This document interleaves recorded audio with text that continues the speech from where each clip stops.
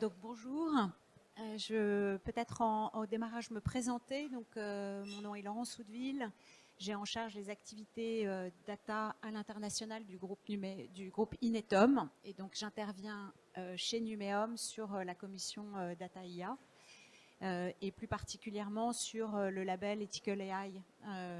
Je vais vous présenter ce matin. Sur ce sujet d'éthique et d'intelligence artificielle, j'enseigne à l'ECE, qui est une école d'ingénieurs à Paris, sur la partie éthique, IA et santé, donc avec toutes les problématiques liées à la santé, voilà, dans un cursus de l'ECE. Et j'ai moi-même monté un comité d'éthique en créant une société qui permettait de pousser des URL aux yeux des moteurs, que ce soit Google ou Bing. Et donc on avait monté un comité d'éthique pour savoir si ce qu'on faisait était bien en règle, en tous les cas avec les valeurs qu'on souhaitait pousser. Alors aujourd'hui, je viens vous présenter la charte Ethical AI et puis plus largement le label que Numéum pousse pour les offreurs de solutions en intelligence artificielle. L'agenda de cette présentation, donc un rapide rappel de ce qu'est Numéum, le cadre justement d'action. Je ferai un focus sur l'initiative Ethical AI et puis sur le label. Tout d'abord, Numéum. Donc, Numéum, c'est l'ancien Syntec et Etitekin, pardon, merci. Et donc qui regroupe 2300 entreprises, donc, dont 1100 PME, à peu près 1000 startups, 150 ETI et 50 grands groupes. Donc 85% du chiffre d'affaires du secteur, donc c'est plus que conséquent. Il y a 560, presque 600 000 salariés dans le secteur. Et donc l'organisation rassemble à peu près 1000 bénévoles sur 12 délégations régionales, dont la délégation aujourd'hui présente et Grand Est qui s'exprimera juste après. Sur le positionnement Numéum dans l'écosystème, donc on a double coopération, une coopération avec des organisations type le CIGREF pour les grands comptes, mais aussi Croissance Plus, Digital Europe, etc. Et puis des pôles de compétitivité que vous voyez s'afficher à l'écran. Donc Advent City notamment, Finance Innovation, Cap Digital, avec qui il y a pas mal d'échanges. Alors, que dire sur la commission IA de Numéum? Peut-être déjà le lancement de cette AI France Summit qui a eu lieu à Paris en juillet dernier, qui a rassemblé 300 participants, donc des speakers, 60 speakers, et qui a permis de réfléchir en tous les cas aux besoins de l'ensemble de nos clients sur ces enjeux d'intelligence artificielle. Ce summit sera reconduit pour l'année 2023 et donc il aura lieu probablement l'été prochain. Voilà ce que je peux globalement vous dire sur cette partie. Je reviendrai sur la partie Ethical AI et Label AI juste après. Alors, quel est l'engagement Numéum pour le numérique responsable? C'est un peu trois grands domaines. Un domaine sur éthique et numérique, sur lequel je vais revenir juste après. Un domaine sur l'environnement, avec notamment le Planet Tech Care. Donc, vous avez aujourd'hui un site et vous pouvez, je vous mettrai le flashcode tout à l'heure de façon à ce que vous puissiez avoir accès aux différents éléments. Une partie sur tout ce qui est formation et notamment femmes du numérique, avec un manifeste sur lequel il y aura aussi un ensemble d'éléments que vous pouvez retrouver sur le site de Numéum. Et puis sur toute la partie souveraineté et cybersécurité, un guide sur la sécurité pour les dirigeants et dirigeantes, qui a été co-rédigé avec un média notamment. Je cherche le nom. Voilà, Challenge, voilà, avec le média Challenge. Voilà un petit peu l'écosystème numérique responsable avec lequel on travaille et tous les écosystèmes qui gravitent autour de ce numérique responsable. Sur Ethical AI, donc c'est une initiative qui est portée par Numéum en partenariat avec un ensemble d'acteurs dont vous voyez s'afficher les noms, que ce soit la région Grand Est, mais aussi Enov, donc sur Enov Plus sur toute la partie innovation, Data IA, le Hub Francia, j'y reviendrai parce qu'on a un partenariat très fort avec le Hub Francia. Alors c'est un environnement qui est en train de se structurer avec une réglementation, peut-être quelques éléments sur data, sur le Data AI Act, qui s'inscrit plus largement dans ce que la Commission européenne est en train de porter avec le DSA, le DMA et le Data Governance Act, le DGA, dans le prolongement de ce qui a été fait sur la GDPR.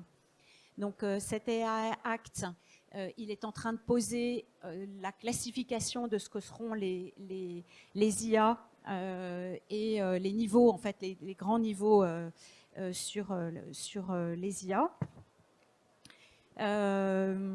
Qu'est-ce que je peux vous dire d'autre sur... je reprends un peu mes notes. Sur cet AI Act, peut-être le fait que ce règlement va pousser, notamment sur les algorithmes particulièrement sensibles, un certain nombre d'engagements et de labels sur lequel Numéum est déjà engagé, puisqu'on est en train de réfléchir et d'apporter des améliorations justement à ce qui est proposé par la Commission européenne. Voilà, il y a d'autres initiatives qui se sont développées, des livres blancs, des guides qui sont faits en partenariat avec différentes associations.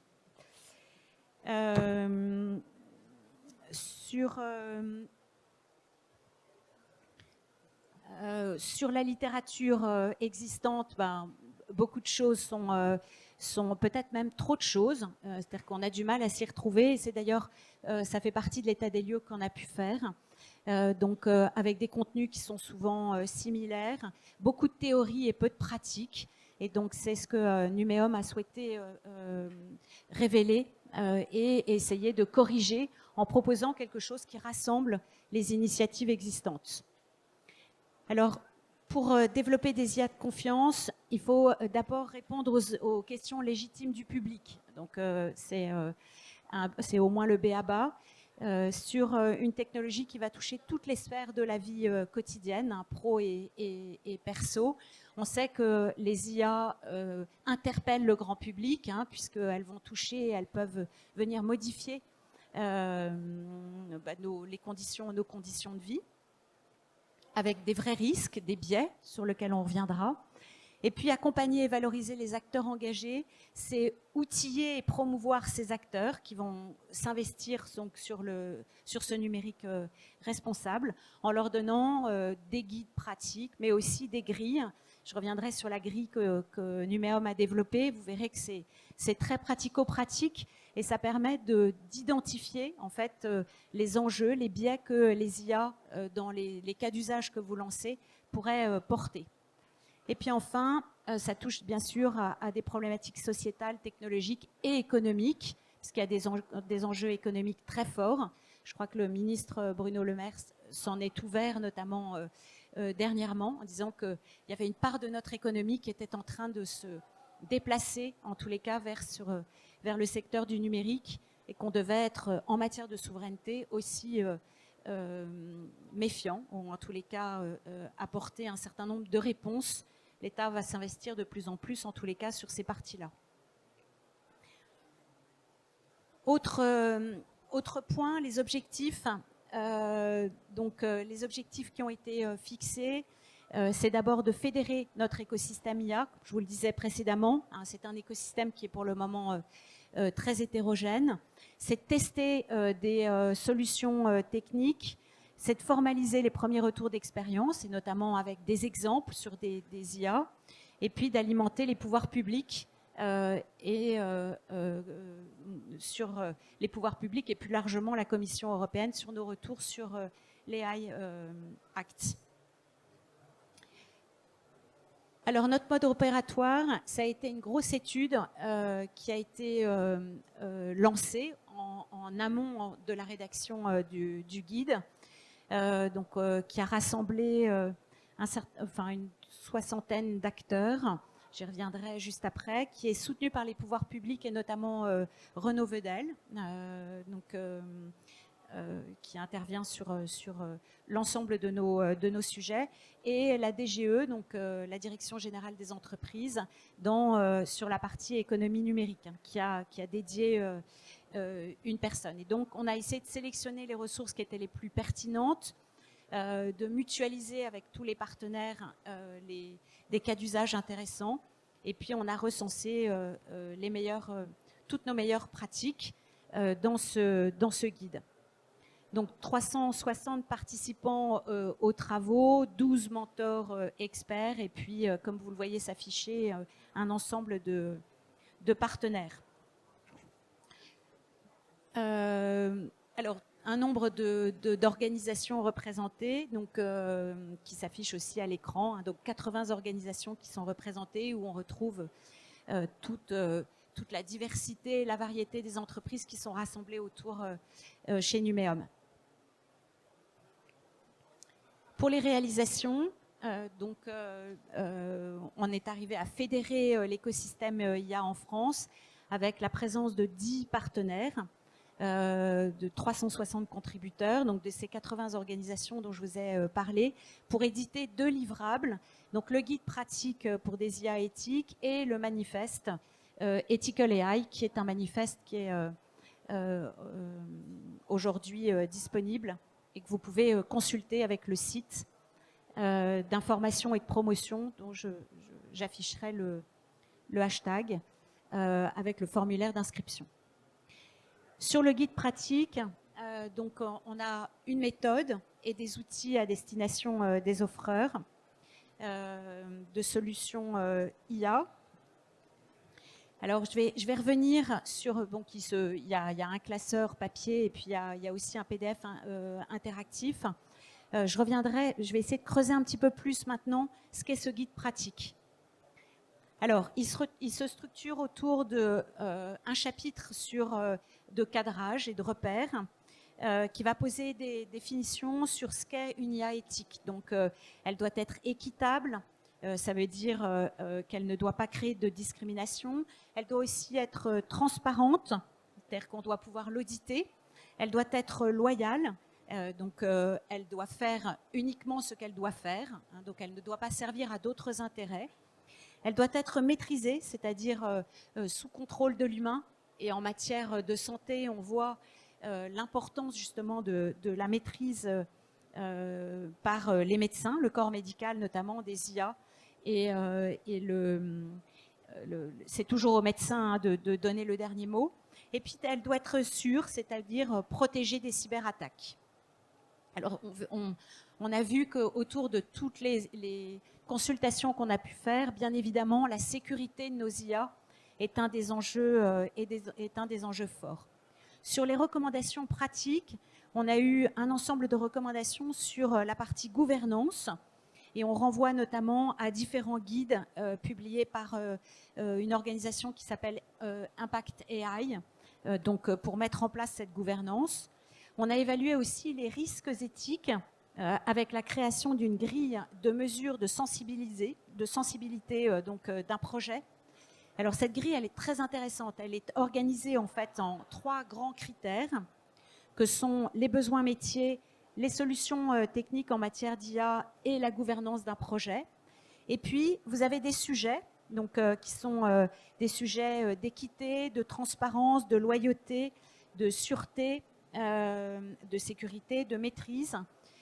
Et donc, pour chacune des IA, on est capable de cocher sur ces 3 grands critères. Donc, si c'est un critère de besoin métier, si l'IA va être équitable, transparente, sécurisée, etc.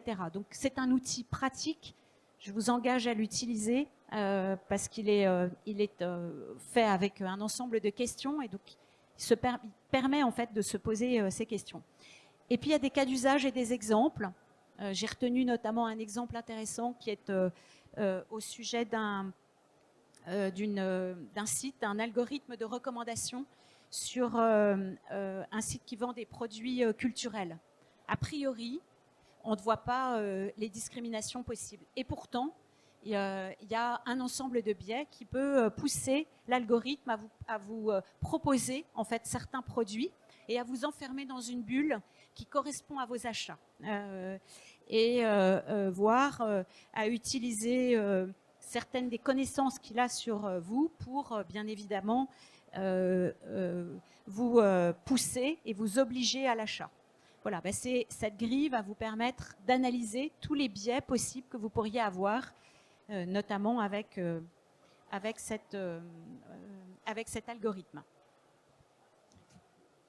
Autre sujet, le manifeste. Alors le manifeste, comme son nom l'invite, c'est un code de conduite volontaire, c'est un engagement que vous portez, donc qui a été proposé aux entreprises, aux organisations publiques, aux écoles, aux universités et à toutes les associations.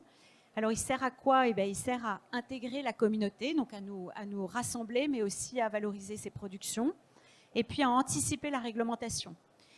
Dans ce manifeste, quand on le signe, on s'engage en fait à mettre en œuvre les méthodologies qui sont proposées, notamment le guide pratique dont je vous ai parlé. On s'engage aussi à communiquer sur la dimension éthique des IA.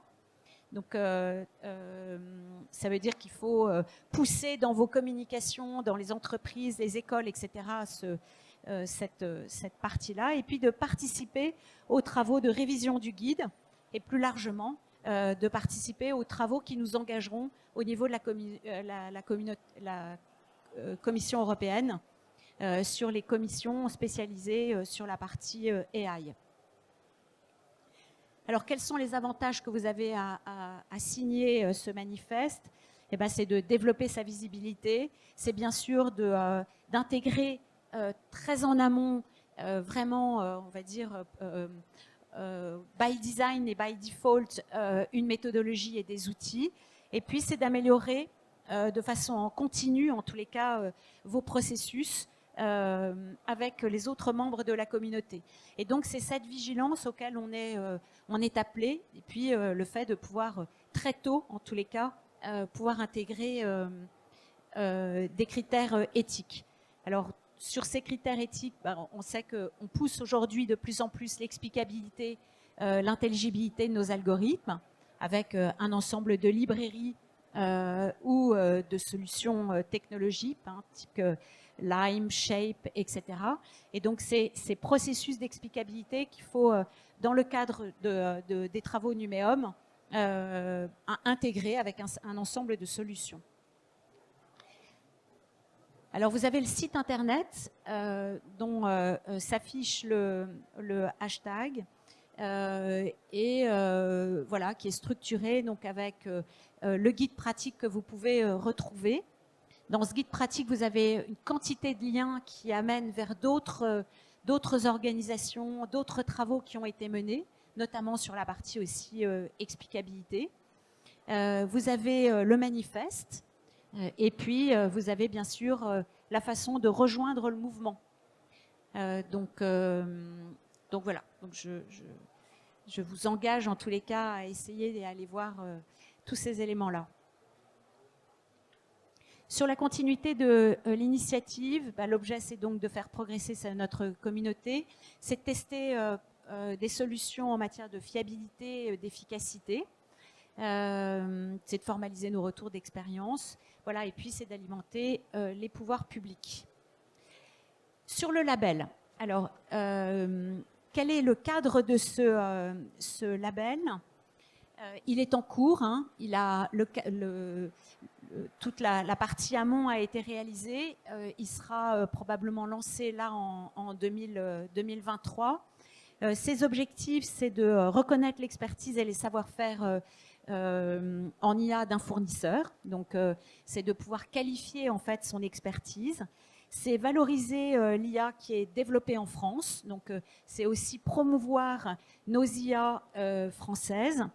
C'est s'articuler le plus intelligemment possible avec le cadre réglementaire européen. Et puis, c'est de présenter un compromis entre, parce que tout IA doit être réfléchi en termes de coûts et d'intérêt, c'est-à-dire en termes de valeur apportée. Et François reviendra sur la valorisation des données et donc dans le prolongement des intelligences artificielles. Et de regarder donc quelles sont les ressources et l'impact qu'on aura avec ces IA. Voilà. Et il y a toujours une analyse contradictoire qui doit être menée sur coûts, ressources et impact. Ce label, il doit être accessible à tout type de structure, même de petite taille, donc il sera ouvert à des TPE. Et, il doit aussi être en cohérence avec l'ensemble de la documentation technique et des audits. Hein, donc, il doit s'appuyer sur ces audits. Il y a pour ça une gouvernance qui a été menée, mise en place, qui est commune entre Numéum et le Hub France-IA, et donc qui sont des acteurs aujourd'hui légitimes, hein, avec lesquels on a pas mal de partenariats et de réflexions, et aussi, y compris sur la partie plateforme qui embarque ces intelligences artificielles, type Aleia dans le Hub France-IA. Voilà, demain, ce label il sera adressé par des organismes tiers qui seront indépendants. Qu'est-ce que je peux vous dire d'autre? Ah. Vous voyez mon écran? Oui. Alors, qu'est-ce qui s'est passé? Voilà, donc sur la façon dont ce label a été mené, en fait, ce qui est intéressant de retenir, c'est qu'il a été structuré sur plusieurs axes de maturité.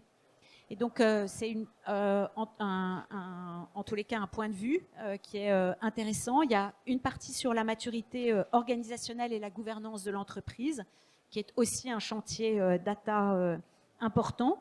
Donc, on observe la façon dont l'entreprise est organisée, sa culture, la culture IA de ses décideurs. On essaye de comprendre toute la chaîne de valeur de l'IA.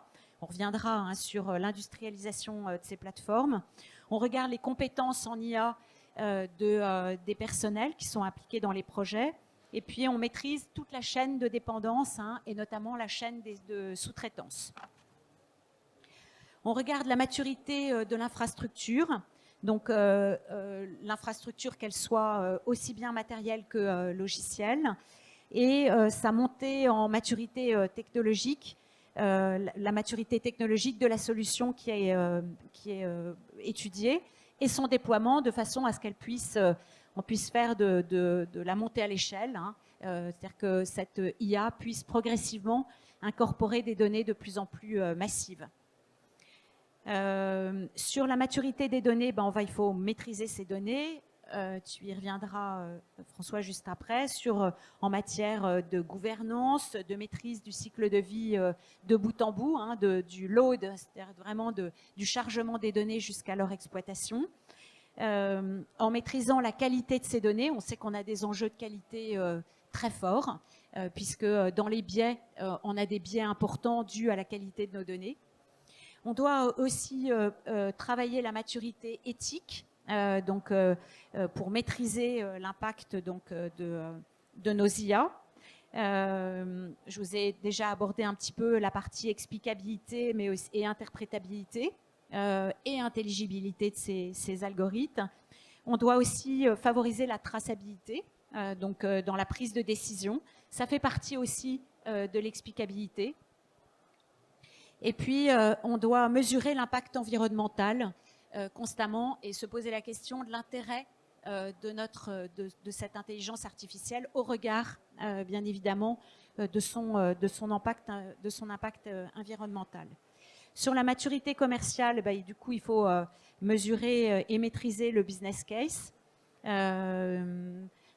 probablement comprendre aussi l'écosystème commercial. et puis veiller à sa maturité de bout en bout, donc avec l'industrialisation, comme je l'ai pu le citer précédemment.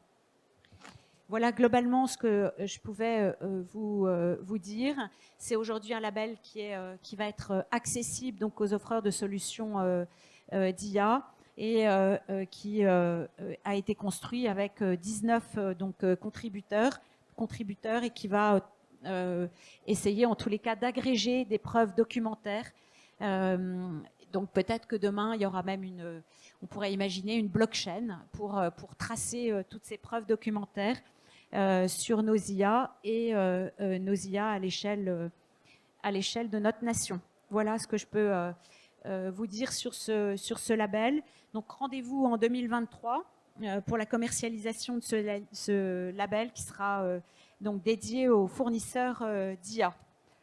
Est-ce que vous avez, avant que je passe la parole à François, est-ce que vous avez des questions sur ce qui a été présenté ?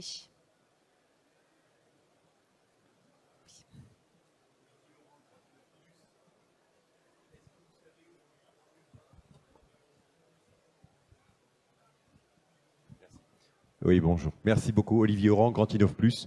Donc moi, j'ai la chance de faire partie des groupes de travail de Numéum sur l'IA, les groupes de travail ouverts à Paris. Combien est-ce qu'il y a actuellement d'entreprises ou d'académiques de la région Grand Est qui ont signé d'abord le manifeste et qui vont s'engager dans le label? Je pense qu'on va y revenir avec François plus tard dans la région parce qu'on a un vrai enjeu sur nos offreurs de solutions. Je vous donne juste un chiffre. On a, nous, plus de 130 offreurs référencés sur l'IA et plus de 250 laboratoires dans la région Grand Est qui font de l'IA avec plus de 400 chercheurs. Donc ça veut dire que le label, le manifeste, on a plein de choses à suivre ensemble. Est-ce que vous avez des chiffres ? Je vais passer la parole aux spécialistes de la région Grand Est. Thierry. Alors, je vais répondre puisque j'ai les guides régionales de Numéum pour le Grand Est. Sur le Grand Est, on a une trentaine d'adhérents Numéum qui pour l'instant ont signé un certain nombre de manifestes. Le manifeste Planète Tecker déjà c'est le premier. Et puis on va commencer à communiquer sur le manifeste Ethicalia qui existe déjà. Mais on attend l'annonce effectivement de ce fameux label pour engager des actions plus poussées sur le sujet.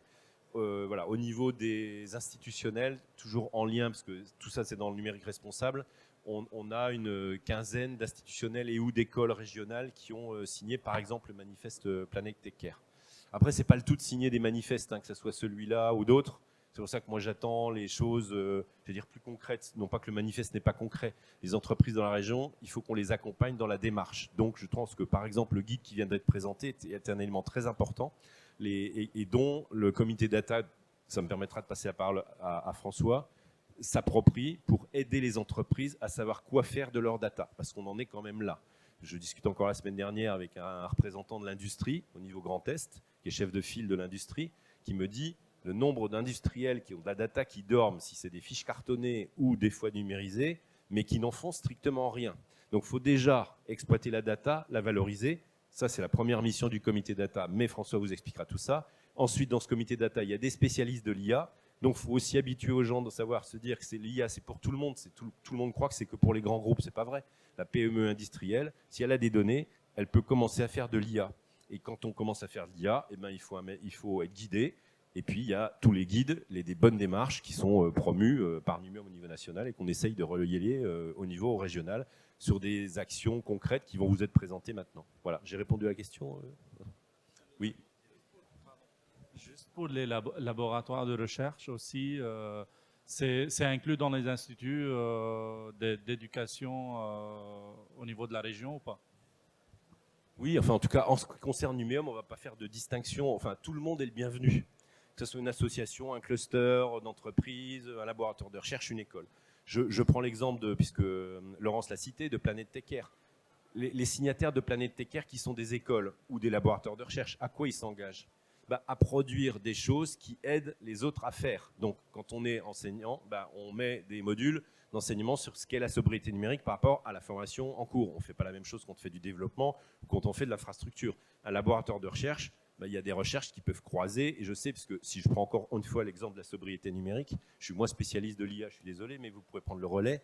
Typiquement, on dit, OK, il y a le Green IT, c'est-à-dire que l'IT doit devenir plus green, ce qui est le cas, progressivement, mais il ne faut surtout pas oublier l'IT for green, c'est-à-dire que le numérique permet à plein de gens d'arriver à faire de la sobriété numérique à cause de l'utilisation de la sobriété du numérique, pardon. Et je dis ça parce que justement hier, et vous le retrouvez dans les replays, on a montré une vidéo du groupe SOR qui est fait de la distribution d'eau, etc. Je n'ai pas tout le détail. Et ben en fait, la DSI en charge de tout ça a parlé effectivement de sa sobriété numérique, mais qu'elle fait grâce à quoi? De l'analyse de données, de l'IA, etc., etc. Donc c'est un très bel exemple. Elle se définit elle-même comme étant data-driven. Elle nous parle de sobriété numérique. Le premier mot qu'elle dit, on est une société data-driven. Moi, je trouve ça fantastique. Ça veut dire qu'ils ont tout compris. Ils se servent des usages numériques, des bonnes pratiques qui sont présentées ici, pour arriver en fait à faire du green. Pourquoi? Parce qu'ils ont diminué de plus de 30 ou 80% les fuites d'eau à certains endroits, ils anticipent des réparations, etc. etc. Tout ça, c'est grâce au numérique, donc il ne faut quand même pas oublier qu'on peut dire que le numérique consomme beaucoup. Oui, c'est même un peu plus que l'aviation, mais si on faisait le calcul de tout ce qu'on permet aux autres d'économiser, le bilan global, personne ne sait le mesurer aujourd'hui, hein, soyons honnêtes. Je dis juste qu'il y a un potentiel important et que c'est ça qu'on attend au travers de toutes les initiatives de Numéum, que ce soit l'IA, que ce soit la data, que ce soit la sobriété numérique, pour que globalement l'équilibre carbone se produise. Ce qui ne veut pas dire qu'on se dédouane de nous, on doit aussi faire des efforts. Bien sûr qu'on en fait. Mais ça sert aussi à tout le reste. Voilà. C'est bon, il a répondu. Un peu longuement, mais... Ouais. En fait, il se moque de moi parce que je parle beaucoup. Mais... Vous êtes prêts pour les appareils photo, là? Donc, bonjour à toutes et à tous. Donc, François Lecara, moi, je co-anime au niveau régional donc ce qu'on appelle le comité data. Donc, merci Laurence pour ta superbe intervention. Donc, ce que je vais vous présenter, ça n'est pas complètement la déclinaison de ce que Laurence vient de présenter, mais on a en charge un tout petit peu aussi l'intelligence artificielle quand on parle du cycle de vie de la donnée. Donc, le comité data Numéum, qui nous sommes? Nous sommes pour l'instant 4 sociétés expertes dans l'exploitation de la donnée. Et notre objectif, c'est de promouvoir l'usage et la valorisation de la donnée. Ce qu'expliquait tout à l'heure Thierry. C'est-à-dire qu'en fait, notre job, notre mission, c'est d'expliquer aux entreprises la richesse qu'elles ont dans leur base de données. Et on leur explique comment on peut entamer un projet data et donc comment on peut travailler à cette valorisation. Et donc, un des points importants, c'est aussi de promouvoir la culture de la donnée. Quand Thierry parlait de société data-driven, on peut parler aussi d'architecture data-centrique, etc. Donc c'est toute une série de concepts que l'on manipule dans nos interventions. Et en fait, on fait pas mal d'interventions aujourd'hui auprès d'entreprises en particulier, dans certaines écoles aussi, pour promouvoir la parole et promouvoir la data, et aussi beaucoup à partir de cas d'usage client. Et vous verrez que... Alors, les personnes qui pourront participer à certaines de nos interventions, on a vraiment un gros pavé de cas d'usage client autour de l'intelligence artificielle, ce que je t'ai montré tout à l'heure, ce qu'on est capable de faire, notamment avec les entreprises qui font partie du comité. Et en fait, ce que l'on fait, et en particulier, et moi en particulier vis-à-vis des dirigeants, c'est vraiment de donner nos réflexions et nos visions aux dirigeants sur l'importance de la donnée et sur l'importance de cette vision centrée autour de la donnée. En fait, le comité data au niveau Grand Est, c'est 4 sociétés. C'est Actecil qui est spécialisé dans le RGPD, donc dans la mise en conformité autour du règlement de la protection de la donnée. On a Bialix, qui est une société spécialisée en intelligence artificielle. Digora, qui est plus dans l'exploitation et le stockage des données. Et moi-même, FDC Conseil, sur la partie conseil stratégique au niveau des entreprises et l'accompagnement des entreprises qui veulent s'engager dans un projet de data management. En fait, comment nous intervenons? Nous faisons des webinars ou des interventions en présentiel, comme là dernièrement auprès des DSI du Grand Est. Donc l'ensemble des DSI du Grand Est, nous sommes intervenus en présentiel. On présente Numéum, on parle des enjeux de la valorisation de la donnée, du cycle de vie de la donnée. Donc j'ai fait un petit extrait de ce que nous présentait notamment sur la partie cycle de données et j'y reviendrai juste après.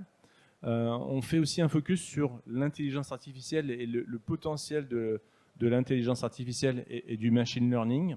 Là aussi, on décline un projet et des cas d'usage. On a aussi une liste de questions à se poser en matière de data, et ça, c'est le fruit de l'expérience des 4 sociétés où on a consolidé ce que nos clients nous disent pour avoir vraiment un côté très opérationnel et très réaliste des questions qui doivent se poser en entreprise. Un pavé concrètement, par quoi commencer? Là, on s'est mis dans la position des personnes qui viennent assister à nos conférences et on leur dit, voilà, si vous voulez demain matin commencer sur un projet de data ou un projet IA, voilà par quoi il faut commencer. On a évidemment les cas d'usage que j'expliquais tout à l'heure, donc ça permet de vraiment concrétiser, de passer du concept à la pratique sur effectivement ce que nos entreprises ont réalisé en termes de cas d'usage. On parle également de l'approche, c'est-à-dire comment nos sociétés peuvent aider les entreprises à avancer sur la notion de data. Très rapidement, là j'ai fait un extract, ça peut intéresser les gens de l'école, sur le cycle de vie de la donnée. Alors ça, c'est un slide qui n'a pas été fait spécifiquement pour le comité data, parce que je l'utilise moi-même pour mes interventions dans les entreprises qui me font confiance. Là, vous avez la déclinaison de ce que c'est que le cycle de vie de la donnée, qui va de la création en passant par la collecte, le stockage, le traitement, l'analyse, la sauvegarde, le partage, l'exposition et la destruction à la fin de cycle. Et là, on a, justement par rapport au comité data et cloud national, la responsable de ce comité national nous a incité fortement à aller au-delà de la destruction, et de parler de recyclage de la donnée. Donc on va intégrer cette réflexion autour du recyclage de la donnée en bout de course. Ça, c'est le cycle de vie de la donnée. Donc ça permet d'expliquer aux gens qui viennent nous voir et nous écouter, d'expliquer en fait ce que c'est que la donnée, comment elle est générée et comment elle meurt, comment elle est recyclée. Et ça, c'est hyper important. Ça permet aux différentes entreprises de faire la distinction entre ce que c'est que le data management, la business intelligence, etc. Ensuite, vous avez ce qu'on appelle le data management, c'est-à-dire en fait quels sont les aspects de la gestion de la donnée dans une entreprise. Et vous voyez que on peut parler de stratégie data, on peut parler d'inventaire, on peut parler de gouvernance de la donnée, qui est propriétaire de la donnée, on peut parler de mise en qualité, on peut parler d'infrastructure, etc. Donc là, cette partie-là, elle est faite aussi pour sensibiliser sur vraiment le périmètre de ce que représente la gestion de la donnée dans une entreprise. Et vous voyez bien que c'est vraiment très large. Et c'est à ce niveau-là qu'on parle beaucoup d'intelligence artificielle et on explique les apports de l'intelligence artificielle et les cas d'usage que l'on a pu dérouler dans certaines entreprises. On parle de cybersécurité, on parle de RGPD, de data visualisation. Vous voyez, donc le périmètre vraiment de notre comité, c'est vraiment tout ça en fait. Une autre partie, c'est là aussi un extrait de ce que l'on dit en séance. Alors évidemment que ça prend un peu plus de temps et on va un peu plus dans le détail, mais ce que l'on dit, ce que l'on fait lorsque nous intervenons en webinaire ou en présentiel, c'est qu'on dit, voilà, les membres du comité data peuvent faire une analyse via un entretien auprès d'une entreprise pour détecter un éventuel intérêt, solliciter un accompagnement, pour définir une stratégie, pour identifier et consolider les besoins du métier, pour choisir un cas d'usage pilote, pour mettre en œuvre de la gouvernance, etc. Vous voyez, donc c'est toute une série de choses que l'on peut initier quand une entreprise a un certain nombre de besoins en matière de gestion de la donnée. Voilà, ça c'est le comité data. Est-ce que vous avez des questions sur ce que fait le comité data et ce que fait le comité data? Non, ça va. Olivier, tu n'as pas une question? Est-ce que vous qui ne connaissiez pas... j'avais déjà bien expliqué? Non. Bon. Ouais, ça va, ça confirme ce que j'avais dit? Ah, c'est super. Ça marche. Benoît, tu n'as pas une question?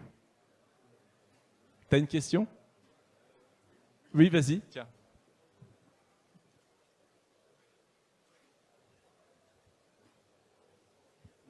Je me demandais par rapport à une logique Numéum, dans l'Est, il me semble que vous regroupez data et IA. Il me semble peut-être dans d'autres régions, l'IA et la data sont séparés. C'est un vaste débat que j'ai depuis 24 heures là, avec mes collègues qui sont ici.